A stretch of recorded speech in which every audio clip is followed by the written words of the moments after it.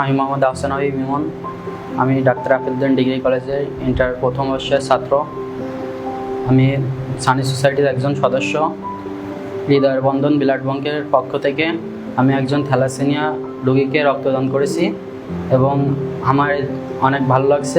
আশা করি আপনারাও রক্তদানে এগিয়ে আসবেন এবং সবাইকে ধন্যবাদ। আমার ছেলের প্রত্যেক মাসে রক্ত লাগে। রক্ত ম্যানেজ করতে খুব কষ্ট হয়, গ্রাম থেকে সবাই দিতে চায় না। এই ছেলেগুলোর জন্য রক্ত আমি পেয়েছি। আমি চাই সবাই যেন এই রক্তদানে আগ্রহী, সবাই রক্তদান করে, তাহলে আমার মতো সবাই ভালোভাবে ব্লাড দিতে পারবে।